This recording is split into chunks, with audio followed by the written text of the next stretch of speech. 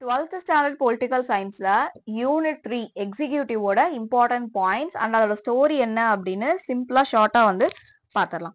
So first நமக்கு இன்ட்ரடக்ஷன்ல ஒரு state எப்படி ஃபார்ம் ஆகுது. எக்ஸிக்யூட்டிவ் நமக்கு வந்து செகண்ட் கேட்டகரியா வரும். எக்ஸிக்யூட்டிவ், அதுக்கு அடுத்து லெஜிஸ்லேட்டிவ், தென் ஜுடிஷியரி. இதுக்கு முன்னாடி நம்ம வந்து லெஜிஸ்லேட்டிவ் பார்த்திருப்போம். ஸோ பார்க்காதவங்க வந்து பாத்துருங்க. இங்க நம்ம எக்ஸிக்யூட்டிவோட இம்பார்ட்டன்ட் பாயிண்ட்ஸ் வந்து பாத்திரலாம். எக்ஸிக்யூட்டிவ் அப்படின்னாலே நமக்கு அட்மினிஸ்ட்ரேஷன் பண்றவங்க, நிர்வாகம் பண்றவங்க தான் எக்ஸிக்யூட்டிவ் கீழே வந்து நமக்கு வராங்க.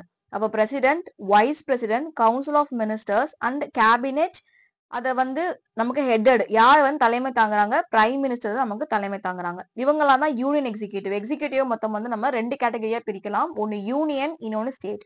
ஃபர்ஸ்ட் வந்து யூனியன் எக்ஸிக்யூட்டிவ்ல யாரெல்லாம் நமக்கு வராங்க, legislative, executive and judiciary. Legislative அப்படிங்கிறது நமக்கு வந்து யார் வருவாங்க, சட்டம் இயற்றவங்க. அங்க சட்டம் இயற்றுறது எல்லாமே நமக்கு லெஜிஸ்லேட்டிவ்ல வந்துரும். எக்ஸிக்யூட்டிவ் அதை வந்து நடைமுறைப்படுத்துறவங்க, இவங்க தான் அவங்க சட்டம் இயற்றிட்டா முடிஞ்சிருமா, அண்ட் இவங்க தே ஹாவ் டு ரூல் இல்லையா, அதெல்லாமே நமக்கு வந்து எக்ஸிக்யூட்டிவ்ல வருது. எக்ஸிக்யூட் பண்றாங்க, நடைமுறை பண்ணணும் இல்லையா, எக்ஸிக்யூட் பண்றாங்க. ஜுடிஷியரிங்கிறது ஒரு செப்பரேட் பாடி. ஜுடிஷியரி வந்து என்ன பண்றாங்க, மக்களுக்கு தேவையான எல்லாமே, நமக்கு வந்து நீதி கிடைக்கல அப்படின்னா அங்க போய் கேட்கிறோம், அண்ட் என்ன ப்ராப்ளம் அப்படின்னாலுமே அவங்க தான் நமக்கு சார்ட் அவுட் பண்றாங்க.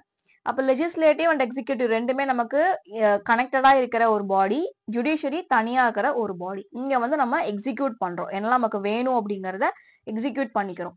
ஒன்ஸ் லெஜிஸ்லேட்டிவ்ல டவுட் இருக்கு அப்படின்னா ஒன்ஸ் அது என்ன அப்படின்னு சொல்லிட்டு பாத்திரலாம். லெஜிஸ்லேட்டிவ் அப்படிங்கிறது பாருங்க லா மேக்கிங் பாடி. இங்க வந்து லா தான் நம்ம மேக் பண்றோம், அதை நம்ம எக்ஸிக்யூட் பண்ண மாட்டோம். எதெல்லாம் நமக்கு தேவை அப்படிங்கறது நம்ம லா மேக் பண்ணி வைக்கிறோம். இங்க வந்து நமக்கு பார்லிமெண்ட் வருவாங்க. பார்லிமெண்ட், அந்த பார்லிமெண்ட் யூனியன் லெஜிஸ்லேட்டிவ்க்குள்ள parliament consist of prime minister, parliament consist of president, Lok Sabha and Rajya Sabha. இங்கேயே பிரசிடென்ட் வந்துட்டார்ல அப்படின்னா அவர் வந்து எக்ஸிக்யூட்டிவ்ல தான் வருவாரு. அண்ட் இதுக்குள்ள நமக்கு வந்து ரொம்ப டீடைல்டா பாக்குறது லோக்சபா அண்ட் ராஜ்யசபா தான் லெஜிஸ்லேட்டிவ்ல பார்ப்போம், போத் யூனியன் அண்ட் ஸ்டேட். இந்த லெசன் ஆல்ரெடி வந்து கிளியரா நம்ம வந்து எடுத்து தனியா கொடுத்துருப்போம். அது பார்க்காதவங்க வந்து பாத்துருங்க, உங்களுக்கு அது ரொம்பவே யூஸ்ஃபுல்லா இருக்கும். இங்க நம்ம எக்ஸிக்யூட்டிவ் லைன் பை லைன் பாத்திரலாம்.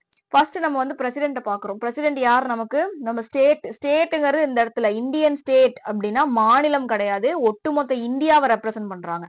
அப்ப ஒட்டுமொத்த இந்தியாவுக்கும் தலைவரா இருக்கிறவர் யாரு, பிரசிடென்ட். இது வந்து இப்படி சொன்னாலுமே நமக்கு டிஃபாக்டோ ரூல் யாரு, பிரைம் மினிஸ்டர் தான் டிஃபாக்டோ. இவர் வந்து நாமினல் எக்ஸிக்யூட்டிவ், அவர் ரியல் எக்ஸிக்யூட்டிவ். பிரசிடென்ட் வந்து நாமினல், பெயரளவு தலைவர் தான் பிரசிடென்ட். உண்மையான தலைவர் நமக்கு வந்து பிரைம் மினிஸ்டர், இந்தியாவோட நிர்வாகத்தை, இந்தியா சிஸ்டம் பொறுத்த வரைக்கும். He is the first citizen of India, simple of unity, integrity, solidarity. இந்த வார்த்தையெல்லாம் ரொம்ப ரொம்ப இம்பார்ட்டன்ட். இவர் தான் நமக்கு first citizen, and unity, integrity, solidarity இதுக்கெல்லாம் இவர் வந்து சிம்பிளா விளங்குறாரு. இவரோட குவாலிபிகேஷன் பத்தி நமக்கு பேசுற ஆர்டிகல் 58 நம்ம ஆல்ரெடி பார்த்துட்டோம். இவர் சிட்டிசனா இருக்கணும், இவருக்கு 35 வயசு வந்து கம்ப்ளீட் ஆயிருக்கணும், இவர் வந்து எலெக்ஷனுக்கு நிக்கிறதுக்கு தகுதியானவரா இருக்கணும், அண்ட் இவர் லோக்சபால மெம்பர் ஆகிறதுக்கான தகுதியில இவர் இருக்கணும். லோக்சபால மெம்பராக யார் ஒருத்தர் தகுதியானவரா இருக்காரோ அவர் தான் பிரைம் மினிஸ்டர் எலெக்ஷனுக்கு இருக்க முடியும்.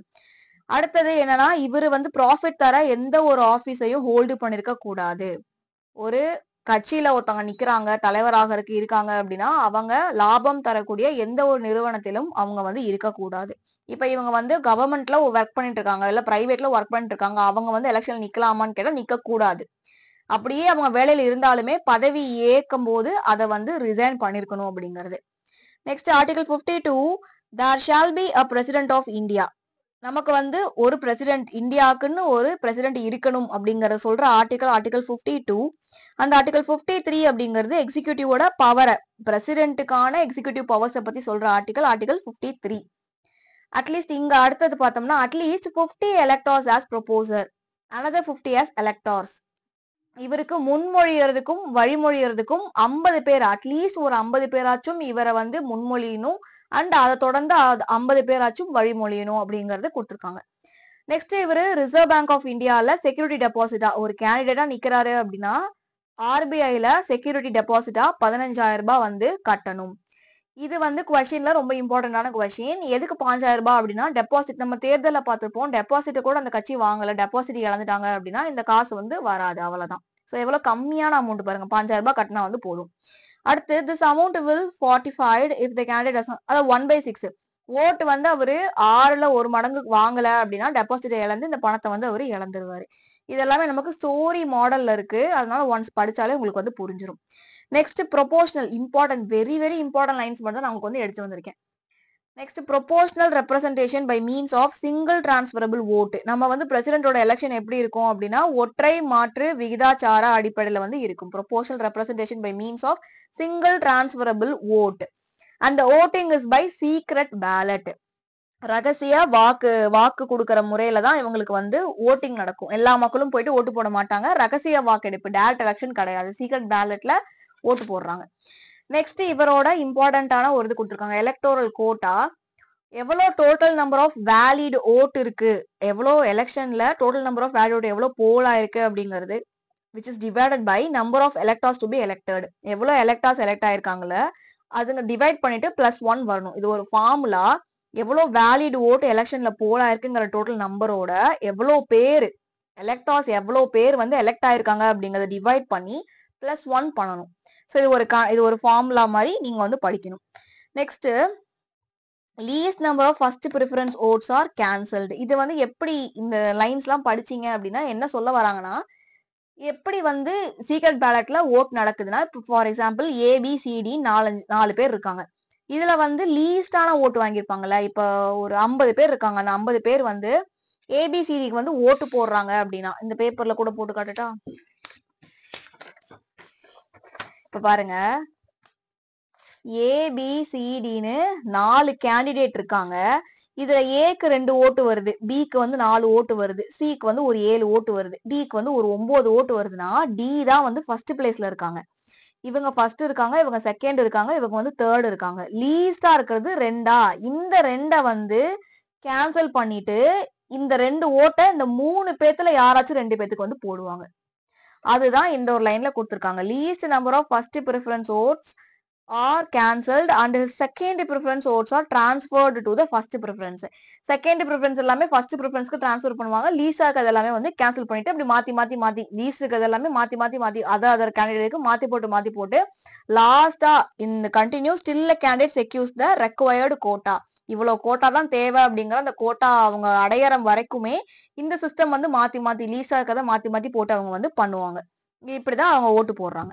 Next oath of a president வந்து உறுதிமொழி ஏற்கிறாரு. யாரு முன்னாடி உறுதிமொழி ஏற்பாரு அப்படின்னா chief justice of India.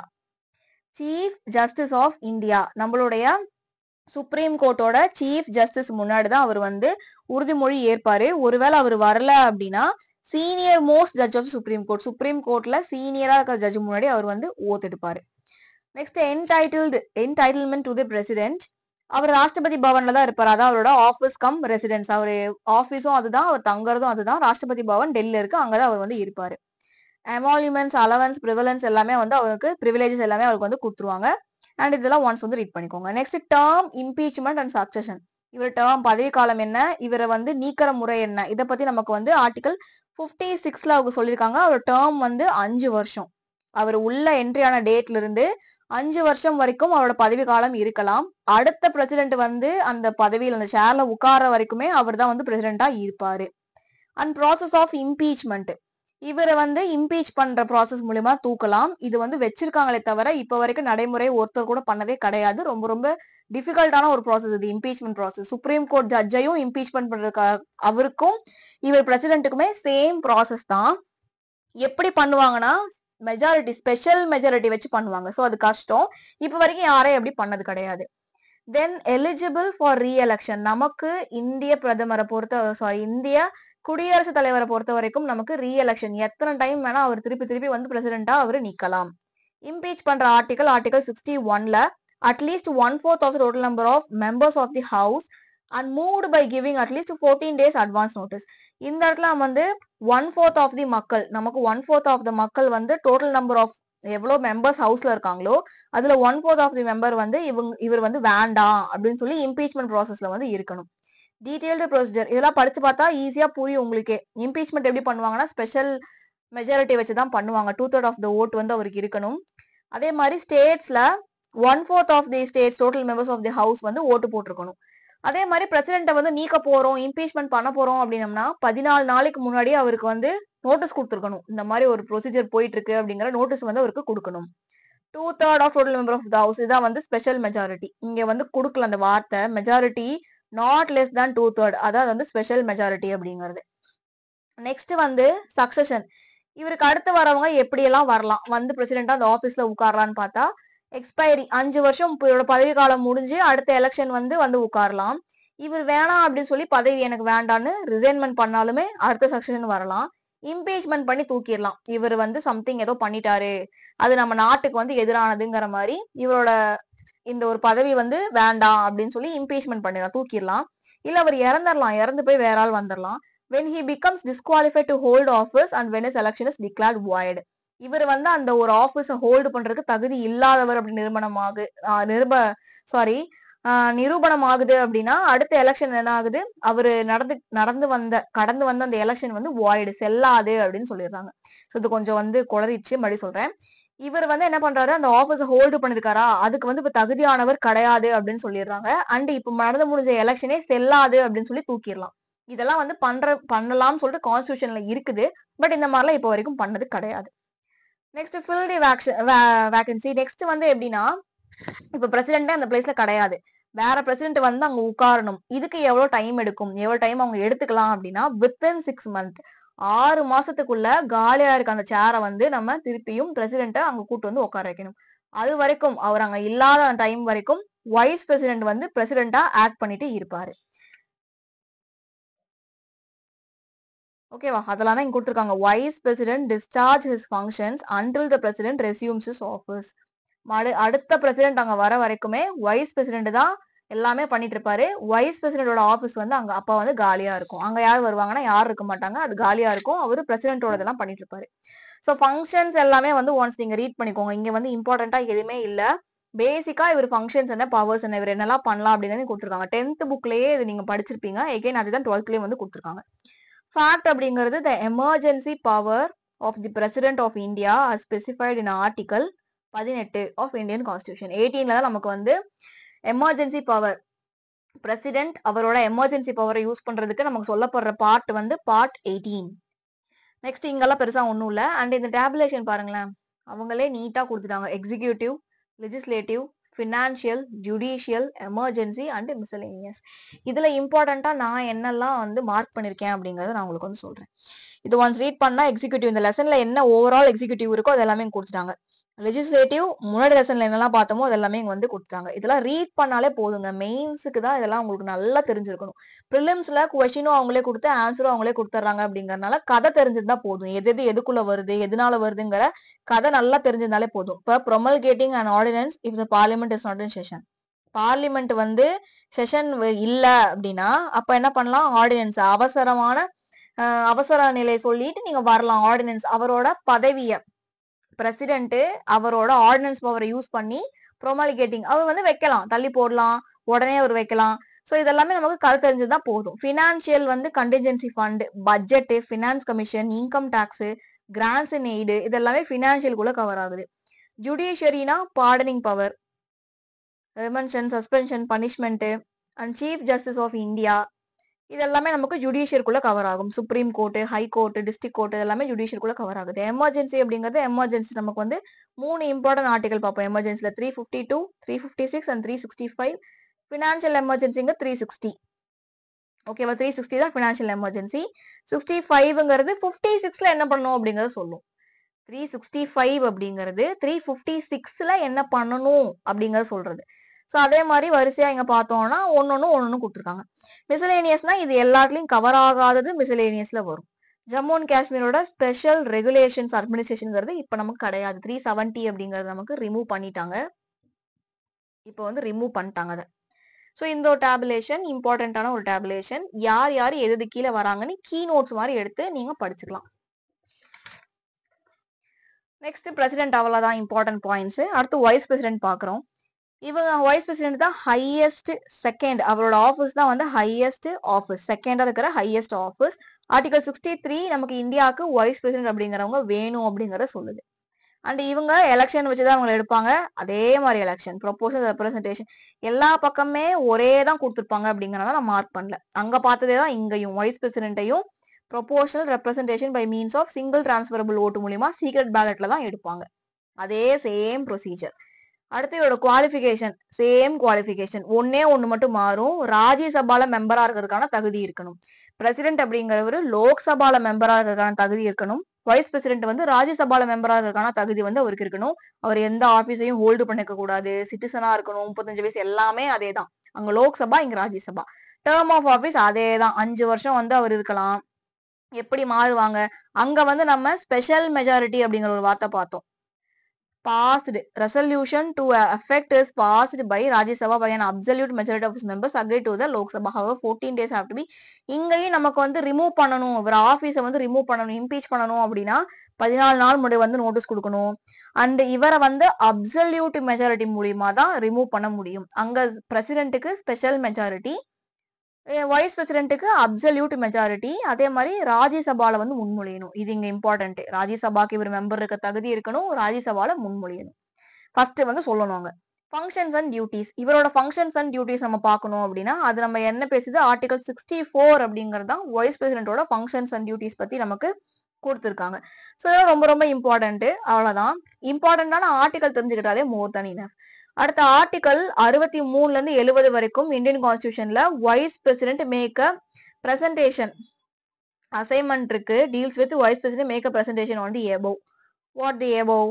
Functions and duties. So functions and டியூட்டிஸ்ல ஏதாச்சும் ஒரு மேக் அ பிரசன்டேஷன் பண்ணணும் அப்படின்னா அது ஆர்டிகல் 63 70 வரைக்கும் வைஸ் பிரசிடென்ட்ல கவர் ஆகுற ஆர்டிகல்ஸ் வந்து எப்படி படிக்கணும்னா ஃப்ரெண்ட்ஸ், நம்ம நினைச்சிட்டு இருக்கோம் இம்பார்ட்டன்டான ஆர்டிகலை மட்டும் நல்லா படிச்சா போதும், மறுபடியும் டிஎன்பிஎஸ்சி அதே தான் கேட்டு இருப்பாங்க. அப்படி கிடையவே கிடையாது. ஆர்டிகல்ஸ் வந்து எல்லாமே நம்ம தெரிஞ்சுக்கணும். ரொம்ப ஒரு 2-3 ஆர்டிகல் மட்டும் பாத்தீங்கன்னா கொஞ்சம் மொக்கையா இருக்க மாதிரி இருக்கும். அந்த ஆர்டிகலையும் தெரிஞ்சுக்கிட்டு தான் ஆகணும். ப்ரிலிம்ஸுக்கும் அது ஹெல்ப்ஃபுல்லா இருக்கும், மெயின்ஸுக்கும் அது ஹெல்ப்ஃபுல்லா இருக்கும். ஆர்டிகலை டெய்லி ஒரு 5 ஆர்டிகல் படிச்சாச்சும் எல்லா ஆர்டிகல்ஸும் முடிஞ்ச அளவுக்கு படிக்க பாருங்க. ரிப்பீட்டடா ரிவிஷன் அடிக்கணும். இப்ப தமிழ் எப்படி திருப்பி படிக்கிறோமோ அதே மாதிரி ஆர்டிகல்ஸ் நிறைய டைம் படிச்சோம் அப்படின்னம்னா ஈஸியா நமக்கு வந்து ஞாபகம் வந்துடும். இப்ப வந்து பிரசிடென்ட் பார்த்தாச்சு, வைஸ் பிரசிடென்ட் பார்த்தாச்சு. அடுத்து பிரைம் மினிஸ்டரும் COM கவுன்சில் ஆஃப் மினிஸ்டர்ஸும் பார்க்க போறோம். He describes a prime minister as primus inter pares, first among equals and keystone of the cabinet arc. The head of the cabinet is in the primer inter pares அப்படிங்கிறது தான் prime minister and occupied a position which long as. So the Lord Morley அப்படிங்கிற என்ன சொல்றாரு அப்படின்னா ஒன்றும் இல்ல, president அப்படிங்கிறவங்க பெயரளவு தலைவர், ஆனா பிரைம் மினிஸ்டர் அப்படிங்கிறவங்க வந்து ஸ்ட்ராங்கான ரியல் எக்ஸிகியூட்டிவ் அப்படிங்கறத அவர் சொல்லியிருக்காரு. இப்போ பிரைம் மினிஸ்டர் அவருக்கு இங்க இருந்து ஸ்டார்ட் ஆகுது. இதை ஃபுல்லா வந்து பாத்திரலாம். ஸோ எவ்வளவு பேஜ் இருக்குன்னு ஒன்ஸ் பாத்திரலாமா? இந்த வீடியோவே முடிச்சிடலாம், அடுத்த வீடியோலாம் வேண்டாம். ஃபர்ஸ்ட் வந்து இம்பார்ட்டண்டா பாக்குறோம், the union legislature or the union parliament. தொழுகிறது கேக்குதா உங்களுக்கும்? நல்லா லவுடா. பக்கத்துல வந்து ஒரு மசூதி இருக்கு, நல்லா லவுடா ப்ரே பண்ணிட்டு இருக்காங்க. ஸோ அது கேக்குதுன்னு நினைக்கிறேன். உங்களுக்கு டிஸ்டர்பன்ஸா இருக்கா?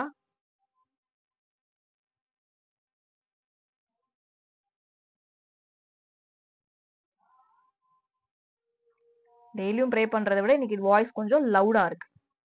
ஃபைன். இங்க வந்து நம்ம என்னெல்லாம் பாக்குறோம் அப்படின்னு பாத்தீங்கன்னா article 52 to 78 in part 5 union executive பத்தி நமக்கு பேசுற பார்ட் வந்து பார்ட் 5 அண்ட் ஆர்டிகல்ஸ் வந்து 52ல இருந்து 78 வரைக்கும். சாரி, பார்ட் 5ல ஆர்டிகல் 52ல இருந்து 78 வரைக்கும் நமக்கு யூனியன் எக்ஸிகியூட்டிவ் அப்படிங்கிறது வந்து கவர் ஆகுது. Next appointments. நமக்கு இப்ப யார பாத்துட்டு இருக்கோம்? பிரைம் மினிஸ்டர் பாத்துட்டு இருக்கோம். பிரைம் மினிஸ்டர் வந்து நமக்கு ஆர்டிகல் 75 என்ன சொல்றாங்கன்னா நமக்கு shall be appointed by the president. Prime minister அப்படிங்கிறவங்கள அப்பாயிண்ட் பண்றது பிரசிடென்ட். இது சொல்ற ஆர்டிகல் 75. மெஜாரிட்டி பார்ட்டிக்கு யார் ஒருத்தவங்க லீடர் ஆகுறாங்களோ அவங்க தான் வந்து பிரைம் மினிஸ்டர் ஆவாங்க. ஸோ எலெக்ஷன் நடக்குது. எலெக்ஷன்ல வந்து யாரு மெஜாரிட்டியா வின் பண்றாங்களோ அந்த ஒரு மெஜாரிட்டி பார்ட்டில யாரு தலைவரா இருக்காங்களோ அவங்க தான் பிரைம் மினிஸ்டர் ஆவாங்க. இவங்களுக்குன்னு ஒரு பிக்ஸ்டு டென்யூர்லாம் கிடையாது. இப்ப நம்ம பொதுவா வந்து பிரசிடென்ட் எப்படி 5 வருஷம் அப்படின்னு படிக்கிறோமோ அதே மாதிரி பிரைம் மினிஸ்டரும் 5 வருஷம் அப்படின்னு படிப்போம். பட் நமக்கு இங்க 12th புக்ல என்ன கொடுத்துருக்காங்கன்னு பார்த்தா இவங்களுக்குன்னு பர்டிகுலரா இத்தனை வருஷம் தான் அப்படிங்கறதெல்லாம் கிடையாது. அவங்க மெஜாரிட்டி இருக்கிற வரைக்குமே அவங்க லீடரா இருக்கலாம் அப்படிங்கிற மாதிரி இங்க நமக்கு கொடுத்துருக்காங்க.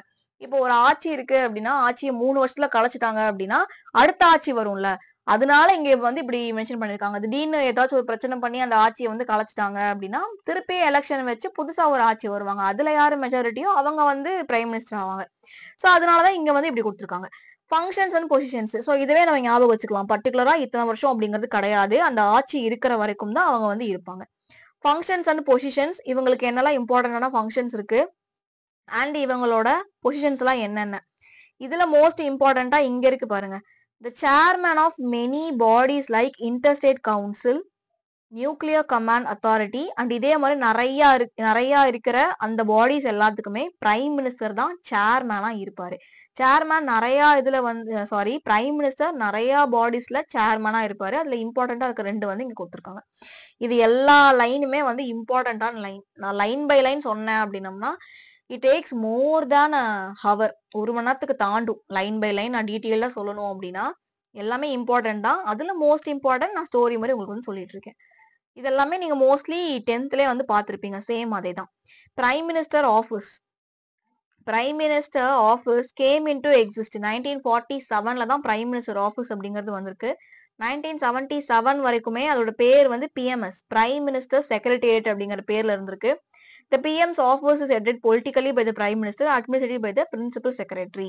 பொலிட்டிக்கலா இந்த ஒரு ஆபீஸ வந்து நம்ம பிரைம் மினிஸ்டர்ஸ் ஆபீஸ் வந்து பொலிட்டிக்கலா பாத்துக்கிறது பிரைம் மினிஸ்டர், அதை அட்மினிஸ்ட்ரேட்டிவா பாத்துக்கிறது பிரின்சிபல் செக்ரட்டரி. அப்போ ஒரு ஆபீஸ்க்குள்ள 2 பேர் இருக்காங்க.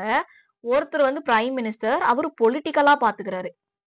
ரெண்டாவது வந்து அட்மினிஸ்ட்ரேட்டிவா நிர்வாகம் சார்ந்து அந்த ஆபீஸ பாத்துக்கிறது பிரின்சிபல் செக்ரட்டரி, தலைமை செயலாளர் வந்து பாத்துக்கிறாரு. The Prime Minister's office performs several functions. நிறைய functions வந்து Prime Minister office PMO first வந்து 1947ல இருந்திருக்கு. 77 வரைக்கும் PMS சொல்லிட்டு இருந்திருக்காங்க. இப்போ இது Prime Minister's office அப்படிங்கறதா இருக்கு. நிறைய functions பண்றாங்க. முக்கியமான ஃபங்க்ஷன் வந்து திங்க் டேங்கா இருக்கிறது. இந்த திங்க் டேங்க் அப்படிங்கிற வார்த்தையை பார்த்தா என்ன ஞாபகம் வருது? நித்தி ஆயோக் அப்படிங்கிற ஞாபகம் வருதா? நித்தி ஆயோக் வந்து திங்க் டேங்கா தான் அவங்க வந்து இருக்காங்க. நிறைய ரெஸ்பான்சிபிலிட்டிஸ் வந்து அவங்க எடுத்துட்டு பண்ணிட்டு இருக்காங்க. நேஷனல் டெவலப்மெண்ட் நித்தி ஆயோக் இங்கே கொடுத்துருக்காங்க. NITI Aayog, national development council, இது எல்லாத்தோட ரெஸ்பான்சிபிலிட்டிக்கும் சேர்மனா இருக்கிறது யாரு? நமக்கு prime minister.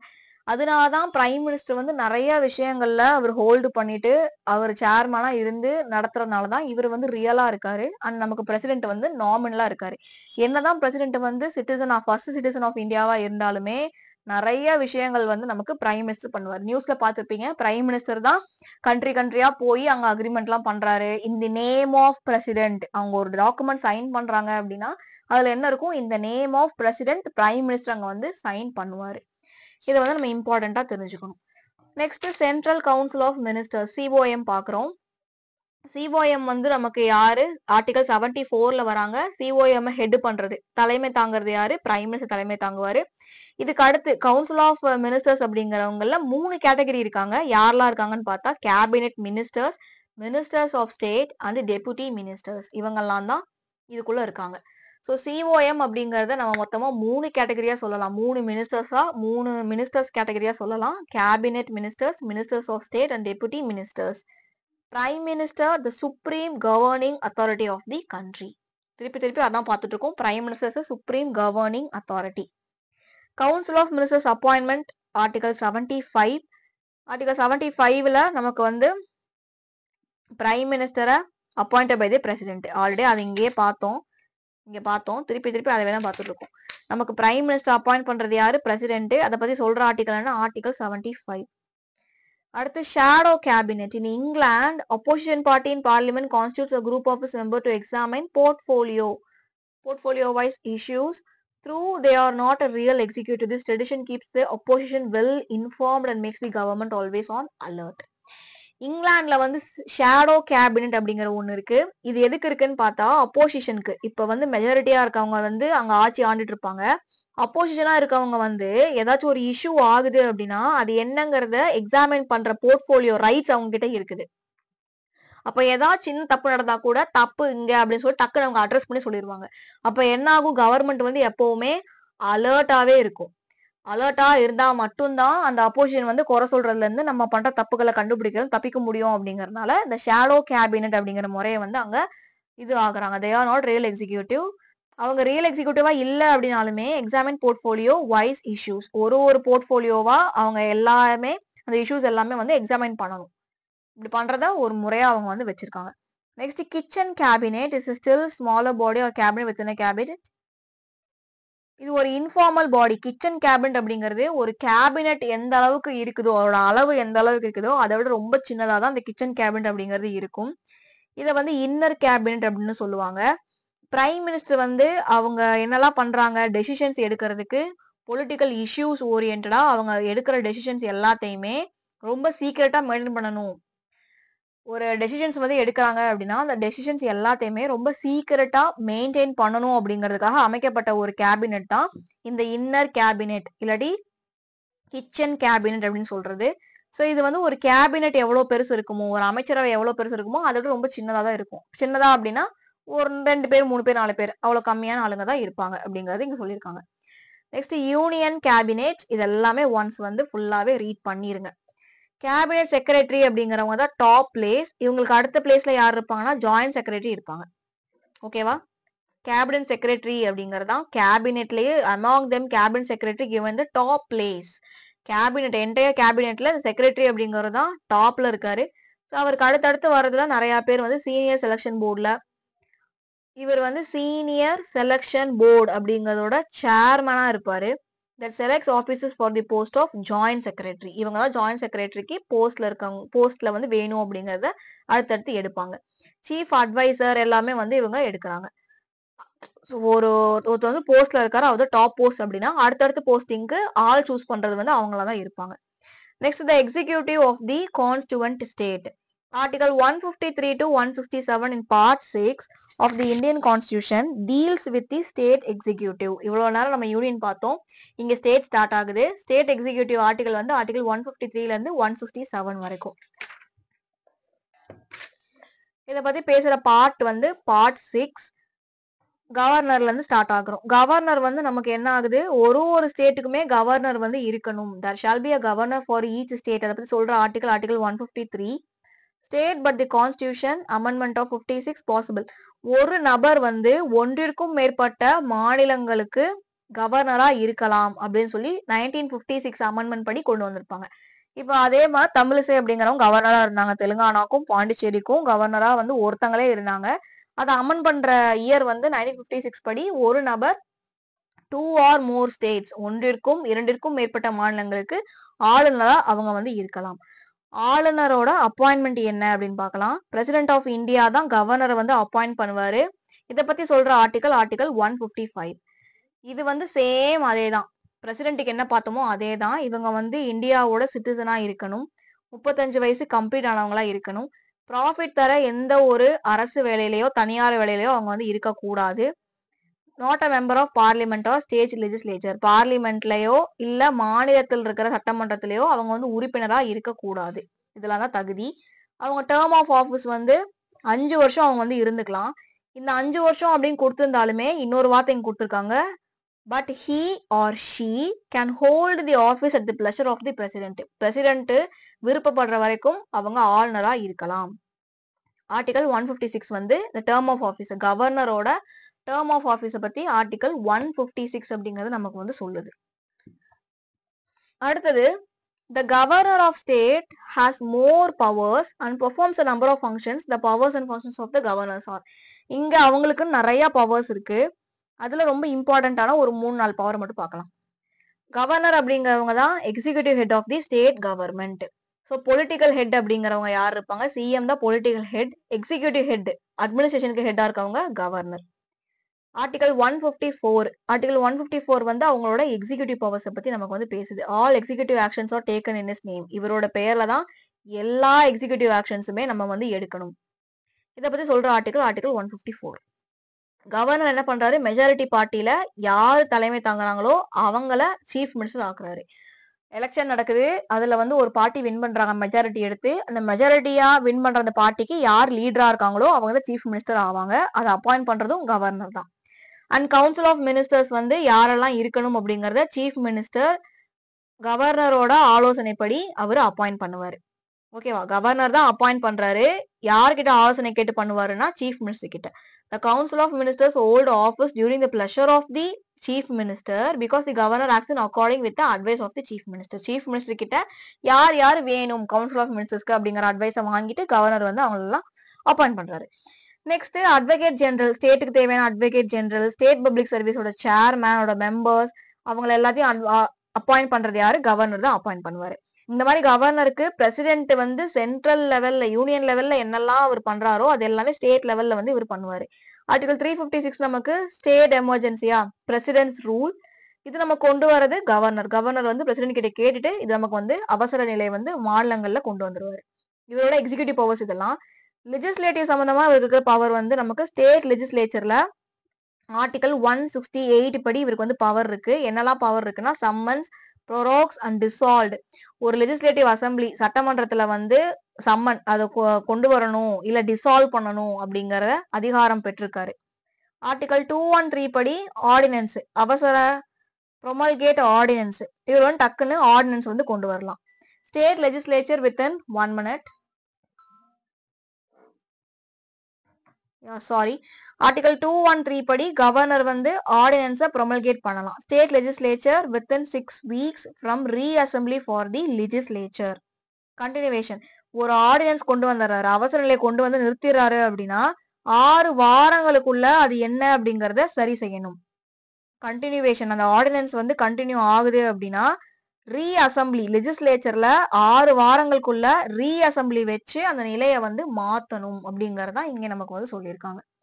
So article 213, article 168, article 154 இதெல்லாமே நமக்கு வந்து கவர்னருக்கு கவர் ஆகிற இம்பார்ட்டன்டான பவர்ஸ், அதோட ஆர்டிகல்ஸ். ஸோ நெக்ஸ்ட் வந்து நம்ம இந்த இடத்துல இதோட ஃபினான்ஷியல் பவர்ஸ் என்னன்னு பாக்குறோம். அதே மாதிரி டிஸ்கிரிஷனரி பவர்ஸ் என்ன அப்படிங்கறது பாக்குறோம். இது எல்லாமே நீங்க வந்து இதுக்குள்ள கவர் ஆகிற எல்லா ஆர்டிகல்ஸுமே நீங்க தனியா நோட்ஸ் எடுத்து படிக்கணும். அதெல்லாம் தான் உங்களுக்கு வந்து ஹெல்ப்ஃபுல்லா இருக்கும். கீ நோட்ஸ், குட்டி குட்டி வார்த்தையா கீ நோட்ஸ் வந்து எடுத்து படிங்க. டவுட்ஸ் இருக்கு அப்படின்னா டெலிகிராம்ல வந்து கேளுங்க. ஃபெயிலியர் ஆஃப் கான்ஸ்டிடியூஷன் மெஷினரி, திருப்பி திருப்பி அதவே தான் பேசியிருப்பாங்க. கான்ஸ்டிடியூஷன் மெஷினரி ஃபெயில் ஆயிருச்சு, இப்போ வந்து மாநிலத்துல இதெல்லாம் தான் ப்ரொசீஜர், இப்படிதான் நடக்கணும், அங்க வந்து இப்படிதான் போயிட்டு இருக்கணும் அப்படிங்கறத பொலிட்டிக்கல் வந்து சரியா நடக்கல அப்படின்னா டக்குன்னு பிரசிடென்ட் கிட்ட கேட்டுட்டு பிரசிடென்ட் ரூல் வந்து அவங்க கொண்டு வந்துருவாங்க. திருப்பி திருப்பி சொன்னதே சொல்லிட்டு இருப்பாங்க. டவுட்ஸ் இருக்கு அப்படின்னா நீங்க வந்து கேளுங்க. Next advocate general, official corresponding to the attorney general of India. Overall இந்தியாவுக்கு அட்டார்னி ஜெனரல் இருப்பாங்க, ஸ்டேட்டுக்கு அட்வொகேட் ஜெனரல் வந்து இருப்பாங்க. இவங்க வந்து ஹை கோர்ட்ல ஜட்ஜா இருக்கிறதுக்கு குவாலிஃபைடா இருக்க ஒருத்தவங்களை தான் வந்து இந்த பொசிஷனுக்கு உட்கார வைப்பாங்க. கவுன்சில் ஆஃப் மினிஸ்டர்ஸ், நமக்கு ஸ்டேட் லெவல்ல சிஓஎம் ஹெட் பண்றது சீஃப் மினிஸ்டர்னு பார்த்துட்டோம். அதுக்கு வர ஆர்டிகல் 164 படி நமக்கு சீஃப் மினிஸ்டரை கவர்னர் அப்பாயிண்ட் பண்ணுவாரு. Governor appointed the chief minister. இதை பத்தி சொல்ற ஆர்டிகல் 164ல sub clause 1. And powers and functions of the chief minister once read பண்ணிக்கோங்க. என்னெல்லாம் அங்க யார் பார்த்தோம்? சென்ட்ரல் லெவல்ல வந்து பிரைம் மினிஸ்டர் பார்த்தோமா? பிரைம் மினிஸ்டருக்கு யூனியன் லெவல்ல என்னெல்லாம் பவர்ஸ் இருந்துச்சோ அது எல்லாமே ஸ்டேட் லெவல்ல சிஎம்க்கு இருக்கும். ஏன்னா இவர் தான் இங்க உண்மையான நிர்வாகி. கவர்னர் வந்து பேரளவு தலைவர் மாநிலத்தை பொறுத்த வரைக்கும், உண்மையான தலைவர் அப்படின்னா சிஎம். ஸோ கிட்டத்தட்ட ஒரே மாதிரி தான் இருக்கும். ஸ்டேட் லெவல்ல இருக்கும், சென்ட்ரல் லெவல்ல இருக்கும். ஸ்டேட்டோட council of ministers, constitution of India provides that shall be a COM. Yeah, இம்பார்ட்டன்டான ஒரு பாயிண்ட். ஸ்டேட்டுக்கு ஒரு சிஓஎம், கவுன்சில்ஸ் ஆஃப் மினிஸ்டர்ஸ் இருக்கணும். அதுக்கு தலைமை தாங்கிறதுக்கு சீஃப் மினிஸ்டர் இருக்கணும். அதுக்கு எய்ட் அண்ட் அட்வைஸ் வந்து governor, headed by a chief minister to aid and advise the governor. கவர்னருக்கு அட்வைஸ் பண்ணணும் அப்படிங்கறதுக்காக ஒரு சிஓஎம் இருக்கணும். அந்த சிஓஎம்க்கு தலைவரா சிஎம் இருக்கணும். இத பத்தி சொல்ற ஆர்டிகல் நமக்கு ஆர்டிகல் 163ல sub clause 1. Important, very important article. அடுத்து டேர்ம் ஆஃப் ஆஃபீஸ் என்ன அவங்க, அதுக்கு அடுத்தடுத்து யார் வரா, ஸ்டேட் கேபினெட்ல யாரெல்லாம் இருக்காங்க. Council of ministers consist of cabinet ministers. Same dialogue, யூனியன்ல என்னெல்லாம் பார்த்தோமோ அதே டைலாக். அப்போ கவுன்சில் ஆஃப் மினிஸ்டர்ஸ்ல cabinet ministers, ministers of state and deputy ministers and அதுக்கு அடுத்தடுத்து வரவங்க வந்து ஹை பொசிஷன்ல இருக்கவங்க அடுத்தடுத்த பொசிஷன்ல வர எல்லாத்தையுமே அப்பாயிண்ட் பண்ணுவாங்க.